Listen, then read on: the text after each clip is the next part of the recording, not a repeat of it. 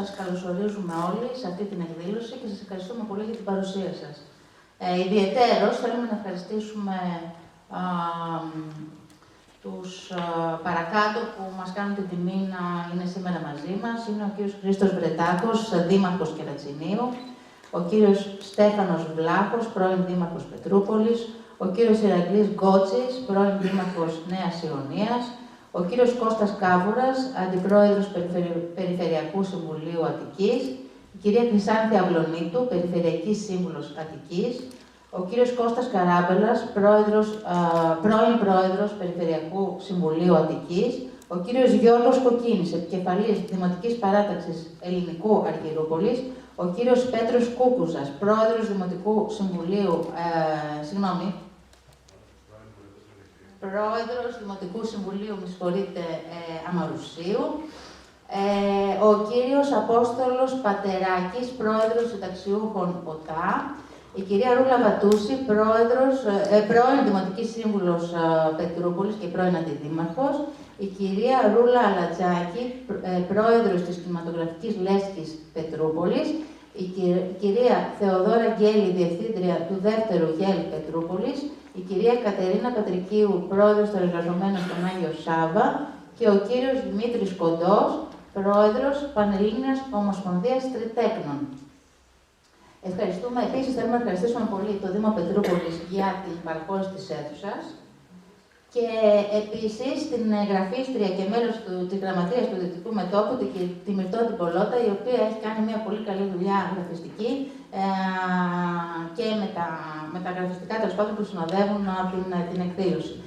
Το Δυτικό Μέτωπο, για όσους νομίζω όλοι το γνωρίζετε, αλλά καλό είναι, γιατί δεν ξέρω κατά πόσον όλοι το γνωρίζουν στην έκθεση που πρέπει, είναι μια συλλογικότητα η οποία τα τελευταία 7-8 χρόνια έχει μια πολύ στοχευμένη και έντονη δράση ενάντια στον περιβαλλοντικό ρατσισμό, ενάντια στις περιβαλλοντικές ανισότητες, ενάντια στις κοινωνικά άδικες πολιτικές της πολιτείας των τελευταίων πολλών δεκαετιών,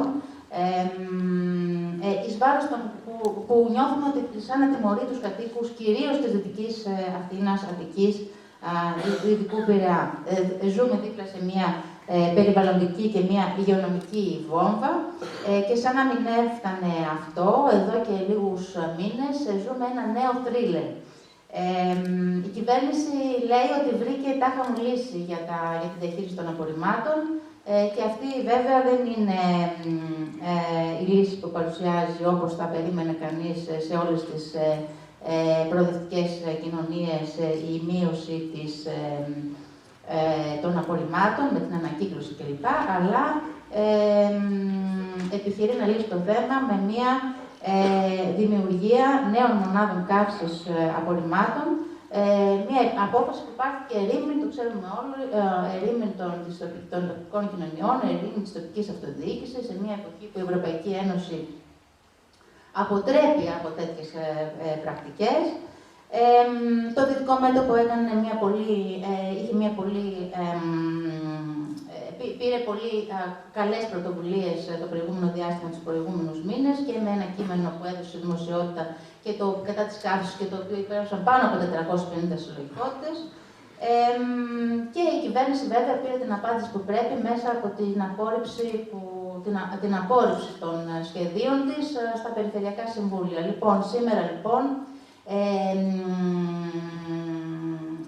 είμαστε εδώ για να παρουσιάσουμε την πρόταση του Δυτικού Μετώπου για την διαχείριση των απορριμμάτων, γιατί εμείς πιστεύουμε ότι δεν υπάρχει λύση. Υπάρχει λύση, απλά πρέπει να υπάρξει όμως και πολιτική βούληση για να γίνουν αυτά.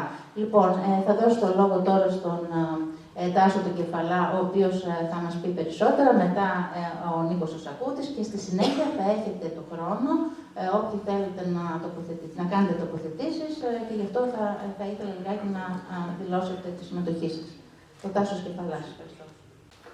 Καλησπέρα. Όπως προϋπόθηκε, θα επιχειρήσουμε σήμερα να δώσουμε μια εικόνα της κατάστασης που επικρατεί στον τομέα της διαχείρισης των αποβλήτων στην Αττική και παράλληλα να διατυπώσουμε το δικό μας τον αντίλογο. 6 χρόνια πριν, το 2019, σε μια αίθουσα σαν αυτή στο Ήλιο, το Δυτικό Μέτωπο είχε επιχειρήσει ξανά μια εφόλυση της ύλης δημόσια παρέμβαση, παρουσιάζοντας τις θέσεις του για τη διαχείριση των απορριμμάτων της Αττικής. Τότε μόλις είχε γίνει η αλλαγή σκητάλη στη διοίκηση της Περιφέρειας Αττικής από την παράταξη της κυρίας Δούρου σε αυτήν του κυρίου Πατούλη. Η περίοδος αυτή σημαδεύτηκε από δύο πολύ κρίσιμες αποφάσεις, αρνητικές αποφάσεις. Η πρώτη ήταν η τελευταία απόφαση της διοίκησης Δούρου για μια γιγαντιαία επέκταση του χιτά Φυλής, την οποία την είδαμε να υλοποιείται στην πορεία με εκείνο το περίφημο τείχος μήκους 1.500 μέτρων και ύψους 20 μέτρων, ώστε να δημιουργηθούν καινούριοι χώροι ταφής. Και η δεύτερη απόφαση ήταν η πρώτη απόφαση της δίκης Πατούλη για την αναβάθμιση, υποτίθεται, του ΕΜΑΤ, του Εργοστασίου Επεξεργασίας Απορριμμάτων, έτσι το ονομάζουμε συνήθως, και τη μετατροπή του σε πράσινο εργοστάσιο. Τότε, εκείνη την περίοδο, δεν καταφέραμε να ανατρέψουμε καμία από τις δύο αυτές κρίσιμες αποφάσεις, καθώς ανάμεσα σε άλλα μπήκαμε και στη δίνη της πανδημίας, που λειτουργήσε διαλυτικά για όλα τα κινήματα. Το Δυτικό Μέτωπο σε αυτό το διάστημα και μέχρι σήμερα, παρόλα αυτά, παρέμεινε σε λειτουργία, προσπάθησε να κρατήσει ανοιχτά τα ζητήματα αυτά, κυρίως ενημερώνοντας, αλλά και παρεμβαίνοντας με διάφορες αφορμές, εξαντλώντας τις όποιες δυνατότητες αυτό είχε. Όμως η ουσία είναι ότι ελάχιστα πράγματα άλλαξαν από τότε και τα περισσότερα προς το χειρότερο. Ένας νέος κύκλος αδιαφανών και φιλοεργολαβικών δραστηριοτήτων άνοιξε, που συνεχίζεται μέχρι σήμερα με τις πλάτες, με την υποστήριξη του νέου εθνικού σχεδίου, που στο μεταξύ ψηφίστηκε από την κυβέρνηση της Νέας Δημοκρατίας το 2020. Ωστόσο, οι οσμοί των διαχειριστικών και οικονομικών σκανδάλων αυτής της περίοδου είναι διάχυτοι παντού και θα αναφερθούμε σε λίγο πολύ συνοπτικά. Γιατί το ισχυριζόμαστε αυτό? Ας το δούμε πολύ συνοπτικά. Παρά την σκληρή πολεμική στο περιφερειακό σχέδιο του 2016 και παρά την αμέριστη κυβερνητική στήριξη, τόσο η διοίκηση του κυρίου Πατούλη όσο και η διοίκηση του κυρίου Χαρδαλιά έχουν επιδείξει μια ανικανότητα επεξεργασίας και υποστήριξης ενός νέου ΠΕΣΔΑ, παρότι ήταν η βασική τους επιδίωξη.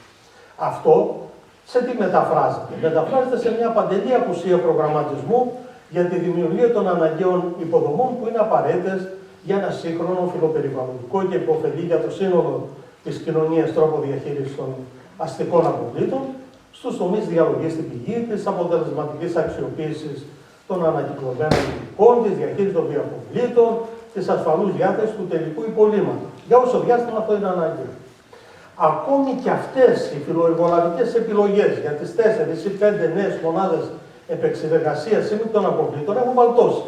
Σε εξέλιξη αυτή τη στιγμή βρίσκονται οι διαγωνισμοί για τις μονάδες του Πειραιά και του κεντρικού τομέα, που εδώ και 1,5 χρόνο και αυτές έχουν παγώσει. Το λέμε τον ισχυρισμό μας για το βάλτωμα της κατάστασης και για έναν επιπλέον λόγο. Οι δύο κεντρικές επιλογές του 2019, για τις οποίες έγινε τόση φασαρία, είναι μπροστά σε νέα διάξοδο. Γιατί? Το θέμα της χωματερής. Ο χιτά έχει ξαναγεμίσει. Παρότι ήταν μια τεράστια η επέκταση που έγινε.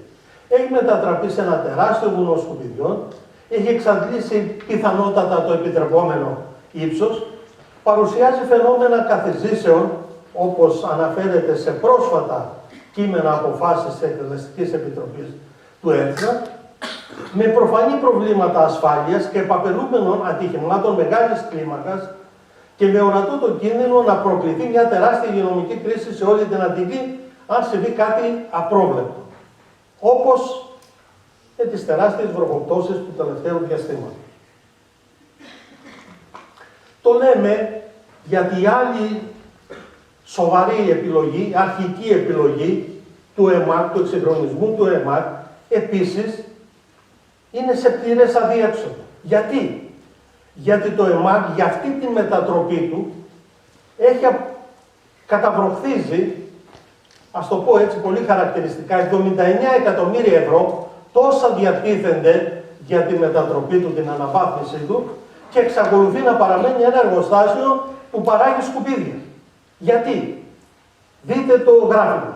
Το 75% των εξεργομένων από το ΕΜΑΚ πηγαίνει για ταφή. Ένα 16,65% είναι οι απώλειες, ζουμιά, στραγγίγματα, αέρια. Μόνο 1%, λιγότερο από το 1% είναι τα καύσιμα, το SRF, και μόνο 8% είναι η ανάκτηση η οποία γίνεται. Γενικότερα έχουμε μια άσχημη κατάσταση στον τομέα της διαχείρισης σε επίπεδο χώρας, η οποία έχει οδηγήσει σε εκθέσεις σαν αυτή την πρόσφατη του Ευρωπαϊκού Ελεκτρικού Συνεδρίου, που στον τομέα της διαχείρισης των αστικών αποβλήτων μας κατατάσσει στις τελευταίες θέσεις. Και φυσικά η Αττική κάνει ό,τι μπορεί για να συνεισφέρει σε αυτή την άθλια κατάσταση ως η μεγαλύτερη περιφέρεια της χώρας. Αυτά τα στοιχεία που βλέπετε σας έχουν μοιραστεί, δεν θέλω να σας εξαντλήσω εδώ, αξίζει να τα δείτε κάποια στιγμή και την ησυχία σας όταν έχετε χρόνο, αλλά ας κρατήσουμε το ζουμί. Είναι ο πίνακας της διαχείρισης των αστικών αποβλήτων της Αττικής για το 2024. Με στοιχεία επίσημα, του ΕΦΤΑ. Εμείς απλώς τα επεξεργαστήκαμε. Τα βάλαμε σε μια σειρά. Δεν είναι δικά μας. Ποιο είναι το ζουμί? Είναι ότι η συνολική ανάκτηση, είτε με προδιαλογή, είτε η ελάχιστη που γίνεται ανάκτηση από το εργοστάσιο επεξεργασίας, είναι της τάξης του 7,55%. Και το 90%, το 89,5% θάβεται. Αυτή είναι η εικόνα για τα 2 εκατομμύρια και των αστικών αποβλήτων του 2024 στην Αττική. Χρειάζεται κάτι παραπάνω να πούμε για το ποιο είναι το επίπεδο της διαχείρισης των απορριμμάτων? Αλλά και αυτή η προδιαλογή των υλικών, εκτός ότι βρίσκεται σε νηπιακό επίπεδο, αφού στις δύο βασικές κατηγορίες των αστικών αποβλήτων, τα βιοαπόβλητα, που είναι οι μεγαλύτεροι, ανακτούμε μόνο το 2,7%. Και όλα τα άλλα ανακυκλώσιμα, κάθε είδους, ανακτούμε το 5,92%. Τι να πούμε? Ακόμα και η διαχείριση του περιεχομένου του μπλε κάδου γίνεται με εντελώς παροχημένο τρόπο. Ο διαχωρισμός τους γίνεται με τον τρόπο που βλέπετε στην εικόνα. Αυτό είναι κέντρο διαλογής ανακυκλώσιμων υλικών. Είναι μπλε κάδος, δεν είναι σύμμικτα. Και την ίδια στιγμή ο ΕΦΝΑ του ζητάμε και μας δηλώνει ότι αδυνατεί να δώσει στοιχεία για το πόσα είναι τα καθαρά ανακυκλώσιμα του μπλε κάδου. Δηλαδή από αυτή τη διαδικασία πόσα είναι τα καθαρά, τα χρήσιμα που παίρνουν. Αδυνατεί, επαναλαμβάνω, να δώσει αυτό το στοιχείο. Να μιλήσουμε για πρόληψη και μείωση. Το 2013 ήταν 1.825.000 τόνοι τα απόβλητα της Αττικής. Το 2024 είναι πάνω από 2 εκατομμύρια. Εντάξει, ήταν περίοδος κρίσης το 2013. Είχε μειωθεί η παραγωγή. Μα δεν μειώθηκε. Αυξήθηκαν. Ή να μιλήσουμε για το συγκεντρωτισμό και τον περιβαλλοντικό ρατσισμό που κυριαρχεί. Δείτε σας παρακαλώ. Από τα 2.024.000 τόνους του 2024, το 97% έχει καταλήξει με οποιονδήποτε τρόπο στη Δυτική Αττική. Κάπου στη Δυτική Αττική. Και από αυτά το 94,5% έχει περάσει την πύλη της εγκατάστασης της φυλής. Και από αυτά το 89,54% θαύτηκε στο μοναδικό χιτά της φυλής, της Αττικής. Και αυτό στη φυλή.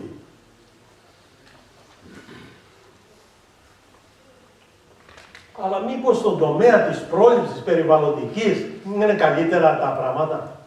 Είναι τελείως, για να χρησιμοποιήσουμε την επικέστερη έκφραση, υποτιμητικό και προσβλητικό για τους κατοίκους Δυτικής Αθήνας και της Δυτικής Αττικής, και όχι μόνο, για όλους. Το γεγονός ότι ακόμη αναζητούμε τα αποτελέσματα της επιδημιολογικής μελέτης και της μελέτης εξέβρεσης νέων χώρων ταφής, οι οποίες μελέτες έχουν ανατεθεί, έχουν εκπονηθεί εδώ και χρόνια, αλλά κανείς δεν ξέρει το αποτέλεσμά τους. Και την ίδια στιγμή, οι εκθέσεις περιβαλλοντικής παρακολούθησης της Φυλής και των άλλων εγκαταστάσεων του ΕΤΝΑ, ενώ έχουν ανατεθεί και γίνονται, έχουν σταματήσει να δημοσιοποιούνται από το 2018. Τι να πει κανείς. Αλλά μιλώντας για τα προβλήματα της διαχείρισης των αστικών αποβλήτων της Αττικής, δεν γίνεται να μην αναφερθούμε και στην προβληματική κατάσταση που επικρατεί στους Δήμους, στην περιφέρεια και στον διαβαθμιδικό φορέα διαχείρισης, τον ΕΤΝΑ, όπως τον ξέρουμε περισσότερο. Δηλαδή, οι Δήμοι αδυνατούν. Πολλές φορές και δεν θέλουν, δεν έχουν τη βούληση να ανταποκριθούν στις υποχρεώσεις τους. Και στο επιχειρησιακό κομμάτι, πώς θα οργανώσουν δηλαδή τη διαχείριση στα επίπεδα του Δήμου, αλλά και οικονομικά, συμπεριλαμβανομένης της καταβολής του τέλους ταφής. Την ίδια στιγμή έχει εντοπιστεί μια εκτεταμένη κακοδιαχείριση, διασπάθηση δημόσιου χρήματος και οικονομικά σκάνδαλα, με πρωτοβουλία της διοίκησης της παρούσας της περιφέρειας, του κ. Καρδαλιά, έχουν πάει σε εισαγγελίες, σε επιθεωρήσεις κλπ. Τα οποία ανοιχτά καταλογίζονται στην προηγούμενη διοίκηση της περιφέρειας υπό τον κ. Πατούλη, χωρίς να αγνοούμε ότι και σε επίπεδο Δήμων γίνονται άσκοπα πράγματα, σπατάλες και διάφορα. Και βεβαίως είναι η παραλυσία που διακατέχει τον ΕΤΣΑ, ο οποίος αδυνατεί να διαχειριστεί τα μείζωνα προβλήματα, ακόμα και να καταρτήσει ένα νέο περιφερειακό σχεδιασμό, παρόλα τα 5 χρόνια ισχύως του νέου εθνικού σχεδίου, από το 2020, και τα 6 χρόνια νεοδημοκρατικής διοίκησης στην περιφέρεια Αττικής. Το ισχύον περιφερειακό σχέδιο είναι αυτό που έχει εκπονηθεί από το 2016 επί διοίκησης Δώρου και που τόση κριτική δέχτηκε. Και δικαιολογημένα σε μεγάλο βαθμό. Αν και από διαφορετική οπτική η κριτική που έχει ασκηθεί. Δείγμα αυτής της παραλυτικής κατάστασης είναι αυτό το οποίο το πληροφορηθήκαμε χτες το βράδυ και το συμπεριλάβαμε στην παρουσίαση. Δείτε, η εγκατάσταση της Φυλής είναι στον αέρα. Γιατί? Τη βλέπετε, κυκλωμένη με το μπλε χρώμα. Αυτή είναι. Αυτή είναι μια έκταση η οποία έχει παραχωρηθεί από το Δήμο Φυλής με 20ετή σύμβαση το 2004 για να γίνει η διαχείριση των αστικών αποβλήτων της Αττικής. Η σύμβαση έληξε το φθινόπωρο του 2024. Αυτή τη στιγμή δεν υφίσταται σύμβαση. Ο ΕΤΝΑ δεν έχει δικαίωμα στον χώρο πρακτικά. Μπορεί, αν ήθελε ο Δήμος Φυλής ή οποιοδήποτε, αν εμείς οι πολίτες κινούμασταν, να πάμε στους εισαγγελείς και να κινήσουμε διαδικασίες να κλείσει. Και την ίδια στιγμή πληροφορούμαστε τις τελευταίες μέρες ότι και ο σταθμός μεταφόρτωσης αποβλήτων του σχιστού, που εξυπηρετεί τον Πειραιά και άλλες νότιες πόλεις, συνοικίες της Αττικής, υπολειτουργεί. Για μερικές μέρες είχε κλείσει και γινόταν ο κακός χαμός με τα απορριμματοφόρα που έρχονταν απευθείας στη Φυλή. Στην περίοδο των βροχοπτώσεων, σε ένα λασκομάνι απίστευτο, με καθισίσεις και με κίνδυνο ατυχημάτων. Ένα δείγμα. Την ίδια στιγμή ο Δήμος Φυλής τι κάνει? Προχωρεί, λέει, την κατασκευή φωτοβολταϊκού στην εγκατάσταση Φυλής. Αυτό που βλέπετε περικυκλωμένο είναι τα όρια του φωτοβολταϊκού που προωθεί αυτή τη στιγμή ο Δήμος Φυλής. Η μελέτη του έργου ενός τεράστιου φωτοβολταϊκού βρίσκεται σε δημόσια διαβούλευση στο ηλεκτρονικό μητρό και καλύπτει το 95%. Έχουν αφήσει απ' έξω το ΕΜΑΤ που είναι εκεί στη μέση και μια ακρούλα στην άκρη για ταφή. Δείτε για να μην τους βάλει τις φωνές κανείς. Ο ίδιος ο Δήμος Φυλής, ο οποίος πριν από 3-4 χρόνια μιλούσε για αποκατάσταση περιβαλλοντική του χώρου και μάλιστα υπόσχονταν λαγούς με τετραχίλια, τους κρεμαστούς κήπους Βαβυλώνας, κήποι, λίμνες, ποτάμια, και είχε φέρει και κάτι Ισραηλινούς εδώ για να μας δείξουν, να μας διδάξουν πώς θα γίνει. Τώρα προχωρεί φωτοβολταϊκό σε όλη την έκταση. Αν θέλετε να το δείτε στο χάρτη, για να μήπως έχει κανείς καμιά αμφιβολία, είναι αυτό ακριβώς το πράγμα. Με το μπλε χρώμα είναι το φωτοβολταϊκό, όλη η εγκατάσταση της Φυλής, ακριβώς δίπλα με πράσινο, πάλι σε διαβούλευση βρίσκεται μελέτη περιβαλλοντικών για ένα τεράστιο έργο αποθήκευση με μπαταρίες, πιάνει από τον χιτά της Φυλής και φτάνει μέχρι την Αττική οδό, όπως βλέπετε. Ενώ έχει καταθέσει αίτηση για νέο τεράστιο φωτοβολταϊκό, 267 ΜΒ, αυτό που βλέπετε με κόκκινο, πιάνει από τον χιτά της Φυλής, από τη Λεωφόρο Νάτο και καταλήγει στον Ασπρόπυργο κάτω, στην παραλία που δεν να φτάσει. Τα βλέπετε. τι είδους διαχείριση γίνεται, τι έχει να μας πει ο ΕΘΝΑ, ο αρμόδιος φορέας για αυτήν την κατάσταση. Πού στεγάζει τις υποδομές, πώς θα προγραμματίσει τις δραστηριότητές του όταν επικρατεί αυτό το αλλαλού. Το ελάχιστο που αναμένουμε αυτή τη στιγμή είναι να δοθούν υπεύθυνα δημόσιες εξηγήσεις για αυτή την τραγελαφική και επικίνδυνη ταυτοχρόνως κατάσταση στην οποία βρισκόμαστε. Τι έφτεξε και φτάσαμε όμως εδώ, θα αναρωτηθεί κανείς. Τα έχουμε συζητήσει πάρα πολλές φορές σε αμέτρητες συγκεντρώσεις, διαδηλώσεις, ενημερώσεις, οπότε δεν θα επεκταθούμε εδώ πολύ σε αυτό το θέμα. Θα κρατήσουμε το ζουμί.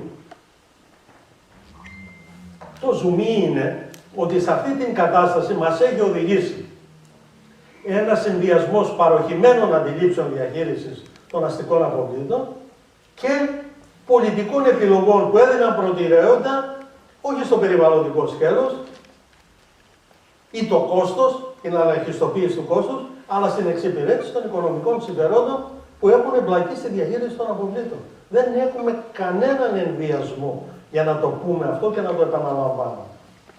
Και θα σταθούμε σε 2-3 σημεία μόνο από αυτό για να δικαιολογήσουμε. Στο κομβικό ρόλο που έχουν παίξει. Πρώτον, η διαρκής υπονόμευση του δημόσιου χαρακτήρα της διαχείρισης των αστικών αποβλήτων, καθώς και η υποχρηματοδότηση και τα διάφορα θεσμικά εμπόδια που μπαίνουν στους Δήμους και τους εμποδίζουν να κάνουν κάτι ουσιαστικό. Το δεύτερο είναι το αμαρτωλό καθεστώς, δεν θα κουραστούμε να το επαναλαμβάνουμε, των αντισταθμιστικών οικονομικών ανταλλαγμάτων, τα οποία για το Δήμο Φυλής μόνο τα εκτιμούμε από το 2002 έως σήμερα σε πάνω από 820 εκατομμύρια ευρώ. Και το τρίτο, για να μην κρύβουμε τα πάντα κάτω από το χαλί, πρέπει να αναφερθούμε και σε έναν ορατό τοπικισμό που εμφανίζεται όχι μόνο σε φορείς, όχι μόνο στην αυτοδιοίκηση, αλλά και μέσα στην κοινωνία, από τμήματα της κοινωνίας, που οδηγεί σε μια συλλήβδινη απόρριψη οποιασδήποτε διαδικασίας διαχείρισης απορριμμάτων, ακόμη και της πιο ήπιας, και σε ένα ιδιότυπο κοινωνικό ρατσισμό σε βάρος κατοίκων της Δυτικής Αττικής. Το οποίο μπορούμε να το εξηγήσουμε για τη γενική εικόνα που υπάρχει στον πολύ κόσμο για τη διαχείριση των αποβλήτων είναι αρνητική, αλλά δεν δικαιολογεί το γεγονός να βλέπουμε αντιστάσεις ακόμα στο να γίνει και ένα πράσινο σημείο σε μια πόλη. Με αυτά και με εκείνα φτάσαμε αισίως το 2025, που είναι περίοδος έντονων διεργασιών, όπως ανέφερε και η Ελένη στην αρχή, στον τομέα της διαχείρισης των αστικών αποβλήτων, καθώς η κυβέρνηση επιχειρεί να ολοκληρώσει και να επιβάλλει ένα από πολλές απόψεις προβληματικό μοντέλο, υλοποιώντας κατευθύνσεις και επιλογές του Εθνικού Σχεδίου Διαχείρισης Στερεών Αποβλήτων που πέρασε το 2020, όπως προαναφέραμε. Ποιο είναι το μαγικό ραβδί που μας παρουσιάζουν για την αντιμετώπιση και την αλλαγή πορείας? Είναι η καύση. Το χρησιμοποιούν ως πολυορκητικό κρυό, παρότι είναι ένα σχέδιο που πολύ πρόσφατα αποδοκιμάστηκε σε μεγάλη κλίμακα κατά τη διάρκεια της υποτιθέμενης διαβούλευσης της ΒΕΤ. Το σχέδιο αυτό προβλέπει κατασκευή 6 μονάδων πανελλαδικά, όπως τις βλέπετε στις φαρμένες, από τις οποίες μία, λέγανε στην αρχή στην Αττική, έχει αρχίσει να συζητείται και δεύτερη μονάδα στην Αττική. Το νομιμοποιητικό εργαλείο για την καύση είναι ο υπερφύαλος στόχος της ταφής κάτω του 10% των αστικών αποβλήτων. Δηλαδή, υποτίθεται πως με την υιοθέτηση της καύσης θα μπει μια τάξη σε ένα άναρχο περιβάλλον και θα επιτευχθούν υψηλή ευρωπαϊκή και εθνική περιβαλλοντική στόχοι, κυρίως ο στόχος της μείωσης της ταφής σε ποσοστό κάτω του 10%, πότε? Το 2030, που αυθαίρετα προσδιορίστηκε, αντί το 2035 ή το 2040, που είχε την ευχέρεια να ορίσει η κυβέρνηση και το Υπουργείο. Μάλιστα, η κυβέρνηση και το αρμόδιο Υπουργείο ισχυρίζονται πως η υιοθέτηση της καύσης ως μεθόδου και μάλιστα βασικής για τη διαχείριση των αστικών αποβλήτων αποτελεί το μοναδικό τρόπο για να συρριγνωθεί το ποσοστό της ταφής. Στον δικό μας αντίλογο ότι με τον τρόπο αυτό καθυλώνεται η ανακύκλωση, τα είδατε και στο βιντεάκι στην αρχή, απαντούν με μια διαφανή διαδικασία κατάρτισης ολιστικών σχεδίων ανακύκλωσης, έτσι τα ονομάζουν, τα οποία υποτίθεται είναι προϋπόθεση για να γίνουν νέα έργα. Αυτό μας λένε. Για να μην σας κουράσω άλλο με τα θέματα της καύσης, έχει διαμορφωθεί ένας συνολικός αντίλογος, τον έχουμε διατυπώσει εδώ και τον λέω πολύ γρήγορα. Θεωρούμε ότι είναι μια επιλογή καταστροφική για το περιβάλλον, τη δημόσια υγεία και τη ζωή των κατοίκων. Υποβαθμίζει περισσότερο το φυσικό και κοινωνικό περιβάλλον ήδη υποβαθμισμένων περιοχών, στις οποίες σχεδιάζεται να εγκατασταθούν μονάδες καύσης, οξύνοντας κι άλλο τις κοινωνικές ανισότητες, γιατί δεν έχει κανείς αμφιβολία πού θα απορροφηθούν. Παραβιάζει την ιεράρχηση της διαχείρισης των αποβλήτων, αφού προωθεί τη μαζική καύση απορριμμάτων τη στιγμή που η χώρα έχει ελάχιστο ποσοστό ανακύκλωσης από τα χαμηλότερα στην Ευρωπαϊκή Ένωση. Αντιστρατεύεται τη μείωση των αποβλήτων, αφού δεσμεύει τους Δήμους και τους Δημότες μέσω συμβάσεων δεκαετιών με την υποχρέωση να παραδίδουν μεγάλες ποσότητες απορριμμάτων για καύση. Αλλιώς δεν στέκουν οικονομικά οι μονάδες. Δεν είναι τυχαίο ότι οι χώρες με τα υψηλότερα ποσοστά καύσης δεν είναι αυτές με τα υψηλότερα ποσοστά ανακύκλωσης. Καταστρέφονται πολύτιμοι φυσικοί πόροι που υπάρχουν στα απορρίμματα, ενώ το ισοζύγιο της παραγόμενης ενέργειας είναι αμεληταίο, αν δεν είναι αρνητικό. Προωθεί μια μέθοδο που έχει αρχίσει να προβληματίζει και εκεί που εφαρμόστηκε. Κινήματα πολιτών σε πολλές ευρωπαϊκές χώρες αγωνίζονται για να αποτραπεί η κατασκευή νέων μονάδων καύσης. Εκτοξεύεται, πολύ σημαντικό αυτό, το κόστος διαχείρισης των απορριμμάτων, το οποίο θα κληθούν να εισπράξουν οι Δήμοι από τους πολίτες, επιβάλλοντας υπέρογα και δυσβάσταχτα τέλη. Και βέβαιως, τελευταίο, όχι όμως με λιγότερη σημασία, το γεγονός ότι ιδιωτικοποιείται μια βασική λειτουργία των Δήμων, περιθωριοποιείται η αυτοδιοίκηση και μειώνεται ο κοινωνικός έλεγχος. Στο ερώτημα τι μπορούμε να περιμένουμε από εδώ και πέρα, η εκτίμησή μας επικεντρώνεται στα εξής, χωρίς να σημαίνει ότι αποκλείονται και άλλες εξελίξεις. Περιμένουμε ότι θα επανέλθει καταρχήν η κυβέρνηση με το σχέδιο κατασκευής μονάδων, ίσως φτιασιδώνοντας λίγο το σχέδιο. Μπορεί να μας πούνε για παράδειγμα, το λέω γιατί υπάρχουν τέτοιες πληροφορίες, ότι κάποια από αυτά τα σκουπίδια θα τα στέλνουμε στις μετοβιομηχανίες. Περισσότερα από ό,τι λέγανε στην αρχή. Ή τις 6 μονάδες να τις κάνουμε 5 ή να τις κάνουμε 4. Θα το δούμε. Σίγουρα όμως θα επανέλθει. Περιμένουμε ότι θα αντεπιτεθεί, θα επιχειρήσει να κερδίσει το χαμένο έδαφος και να αντιστρέψει το κλίμα με τα ολιστικά σχέδια για την ανακύκλωση. Λέγοντάς μας ότι μην μας λέτε για την καύση, εμείς κάνουμε και ανακύκλωση. Παλεύουμε και ανακύκλωση. Και φυσικά σε αυτό το πλαίσιο, κάποια στιγμή λογικά πρέπει να επικαιροποιηθούν και οι περιφερειακοί σχεδιασμοί. Δεν γίνεται να πάμε άλλο έτσι στον αέρα. Σε κάθε περίπτωση, εμείς εκτιμούμε ότι θα συνεχίσουμε να είμαστε αντιμέτωποι με ένα αντιπεριβαλλοντικό και υψηλού κόστους μοντέλο διαχείρισης. Ποιο είναι αυτό, να το πούμε επιγραμματικά, για να έχουμε την πλήρη εικόνα. Το μοντέλο αυτό λέει ότι θα κάνουμε μια προδιαλογή και ανάρτηση υλικών, η οποία όμως θα είναι ελεγχόμενη μέχρι το 2054. Να το πω λίγο ομά. Μας λένε, ναι, θα κάνουμε ανακύκλωση με προδιαλογή, αλλά δεν θα το παρακάνουμε κιόλας. Σύμφωνα με το εθνικό σχέδιο, ό,τι στοιχεία βάζουμε και μπροστά είναι επίσημα, έτσι, το επαναλαμβάνω. Υπολογίζεται ότι θα φτάσει στο 43% το 2030, που το βάζουν σαν χρονικό όριο. Τα υπόλοιπα, ένα μεγάλο μέρος των υπολείπων, της τάξης του 44%, θα πηγαίνει σε εργοστάσια μηχανικής επεξεργασίας, σαν το ΕΜΑΚ, σε κάποια καλύτερη εκδοχή τους. Όπου ο σκοπός θα είναι όχι να μεγιστοποιήσουμε την ανάκτηση, αλλά κυρίως να παράξουμε καύσιμη ύλη. Γιατί πρέπει να τροφοδοτήσουμε τις υποδομές του επόμενου επίπεδου, τις μονάδες καύσης για παραγωγή ηλεκτρικής ενέργειας, μέσω συμπράξεων δημόσιου ιδιωτικού τομέα, τουλάχιστον μέχρι το 2054. Γιατί για τόσα χρόνια υπογράφονται αυτές τις συμβάσεις. 25-28 με τη φάση της κατασκευής. Και το τελευταίο στάδιο είναι η ταφή των υπολειμμάτων, που υπολογίζεται να είναι της τάξης του 10,64%, αν αφαιρέσουμε τα βιομηχανικά εμπορικά απόβλητα συσκευασίας, ένα μεγάλο μέρος του οποίου 10,64%, το 7,5% τι είναι? Είναι η τέφρα από την καύση, η οποία είναι επικίνδυνο απόβλητο και χρειάζεται ειδική διαχείριση. Το γιατί δεν θεωρούμε λαθασμένη την επιλογή της καύσης, το επαναλάβαμε συνοπτικά και πριν και το έχουμε πει πιο αναλυτικά και περισσότερο. Όμως αυτό το σχέδιο δεν είναι απλά λάθος, σε λάθος κατεύθυνση. Είναι και τελείως αντιρεαλιστικό, μη ρεαλιστικό και θα οδηγήσει, αν υπάρξει επιμονή σε αυτό, σε ένα φιάσκο μεγάλης έκτασης. Γιατί? Γιατί πρέπει αυτή την ανακύκλωση που κάνουμε σήμερα και που την δείξαμε με έναν τρόπο προηγουμένως, πρέπει να τη μετατρέψουμε μέχρι το 2030 σε ένα συγκροτημένο σύστημα διαλογής στην πηγή ανακύκλωσης, αντί αυτής της αποδιαρθρωμένης κατάστασης που υπάρχει σήμερα. Πρέπει μέχρι το 2030 να έχουν φτιαχτεί 56 μονάδες επεξεργασίας τύπου ΕΜΑΚ, λέω έτσι ενδεικτικά για να καταλάβετε, από τις οποίες σήμερα υφίστανται μόνο οι 13. Το 2030 θα έχουμε 56, λέει το σχέδιο του κυβερνητικού.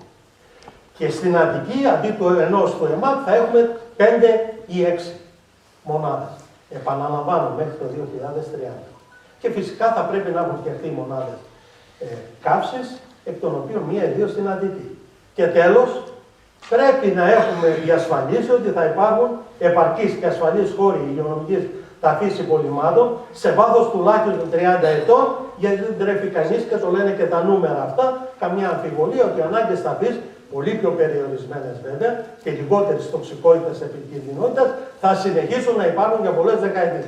Αν κάποιος άλλος θέλει κάποιον άλλο μαγικό τρόπο που θα εξαφανίσει τα σύμμυκτα εν μια νυχτή και αυτά που πρέπει να πάνε για ταφή, θα θέλαμε να τα ακούσουμε. Σήμερα, αύριο, μετά. Δύο πραγματάκια αυτό. Σε αυτό το σχέδιο, πόσα καύσιμα καλείται να δώσει η Αττική μέχρι το 2054. Το 2024, από τα στοιχεία που έχετε, θα δείτε το SRF, το καύσιμο που παράγει το ΕΜΑΚ και από τα υπόλοιπα των κέντρων διαλογής ανακυκλώσιμων είναι 14.186 τόνοι.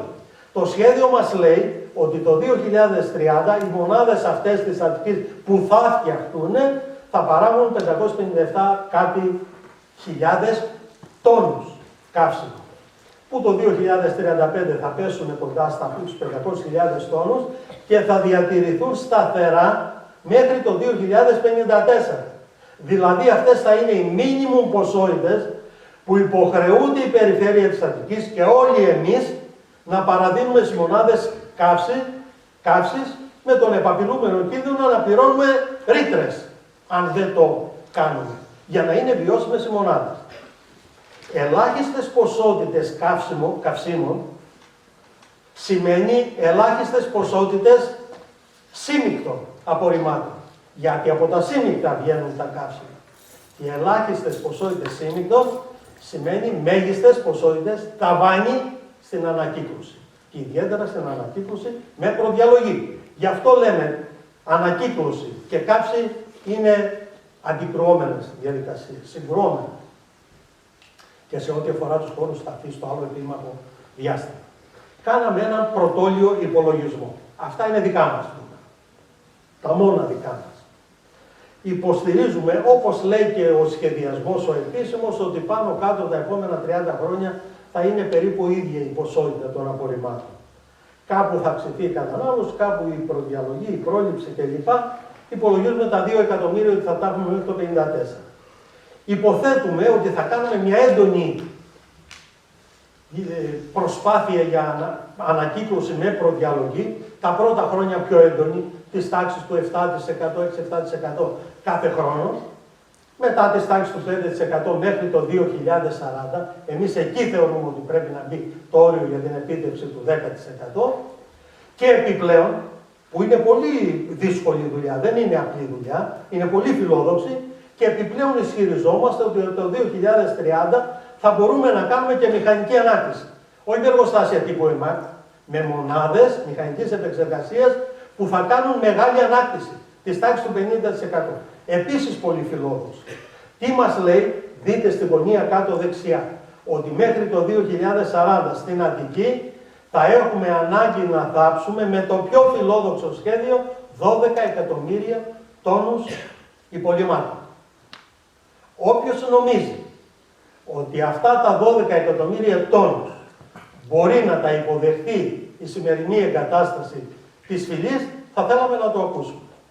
Και φυσικά θα θέλαμε να ακούσουμε τον ισχυρισμό, αν κανείς τον έχει αυτό, ότι όχι, δεν θα υπάρχουν υπολείμματα για τα. Σας μίλησα για το πιο αισιόδοξο σενάριο. Θα ολοκληρώσω εδώ, εγώ πρωτού μπούμε στην περιγραφή της εναλλακτικής μας πρότασης, με τη μορφή ενός βίντεο, αφού πω ότι το κυρίαρχο σύστημα θεωρεί σαν πραγματικό εξυγχρονισμό δεν είναι τίποτα άλλο το αγοραίο μοντέλο της πλήρους ιδιωτικοποίησης της διαχείρισης των απορριμμάτων και αντιπεριβαλλοντικές πρακτικές. Εμείς απαντάμε, όπως είπε και η Ελένη, ότι υπάρχει ένας άλλος τρόπος για διαχείριση των αστικών αποβλήτων, που εκτός από επιθυμητός είναι και απολύτως εφικτός. Χωρίς καύση, χωρίς χωματερές τύπου φυλής. Είναι αυτό που έχουμε ονομάσει και που έτσι είναι γενικά αναγνωρίσιμο, η δημόσια αποκεντρωμένη διαχείριση με έμφαση στην πρόληψη, την επαναχρησιμοποίηση και την προδιαγωγή των υλικών. Δεν το λέμε τώρα, γιατί μερικοί κάνουν σαν να μην έχουν ακούσει για αντίλογο. Το λέμε το 2011, το έχουμε πει το 2004, με πρωτοσυλλογικότητες όπως η Προσινά τότε, αλλά και άλλες. Το έχουμε πει το 2019, όπως είπα στην αρχή, και εξακολουθούμε να το λέμε μέχρι σήμερα. Όμως, επειδή πρέπει να ξεκαθαρίσουμε από την αρχή, ότι αυτό δεν είναι κάτι που γίνεται με ένα φύσιμα του αέρα και μέσα σε μια στιγμή, υπάρχουν ορισμένες πολιτικές, πρακτικές προϋποθέσεις για να μπορέσει να υλοποιηθεί ένα εναλλακτικό. Οι κυριότερες από τις οποίες είναι, πρώτον, οι διαγωνιστικές διαδικασίες, έστω για αυτές τις δύο μονάδες επεξεργασίες που προωθούνται, του κεντρικού τομέα που θα γίνει άγνωστο και του σχιστού για τον Πειραιά, να διακοπούν αυτές οι διαγωνιστικές διαδικασίες. Δεύτερον, να σταματήσει αυτή η οικονομική αιμορραγία προς το ΕΝΑΚ. Γιατί να δίνουμε τόσα εκατομμύρια χρήματα και να παίρνουμε σκουπίδια. Και αυτούς τους πόρους να μην τους χρησιμοποιήσουμε για άλλες ήπιες, αποτελεσματικές διαδικασίες. Πρέπει φυσικά να εκπονηθεί ένα νέο ΠΕΣΔΑ, περιφερειακό σχέδιο, το οποίο θα είναι υποστηρικτικό στη λογική της αποκεντρωμένης διαχείρισης, να διασφαλίσουμε τη διάθεση του τελικού υπολείμματος, αφού παράλληλα με το άμεσο κλείσιμο της εγκατάστασης στη φυλή, η οποία πρέπει να μπει σε περιβαλλοντική αποκατάσταση, και τέλος βάζουμε και αυτή την πρόταση στο τραπέζι, να καταργηθεί αυτό το υδροκέφαλο σχήμα του ΕΘΝΑ, του ενιαίου διαβαθμιστικού συνδέσμου, και να δημιουργηθούν 3 ή 4 διαχειριστικές ενότητες με γεωγραφικά και πληθυσμιακά κριτήρια, στο πλαίσιο των οποίων θα ολοκληρώνεται κατά το δυνατόν η διαχείριση των αστικών αποβλήτων που αντιστοιχούν σε αυτές τις περιοχές. Μένω εδώ, κάνουμε μια διακοπή 1 λεπτού για να περάσουμε στο βίντεο της περιγραφής της πρότασης την οποία κάνουμε. Σας ευχαριστώ για την ώρα και θα επανέλθουμε να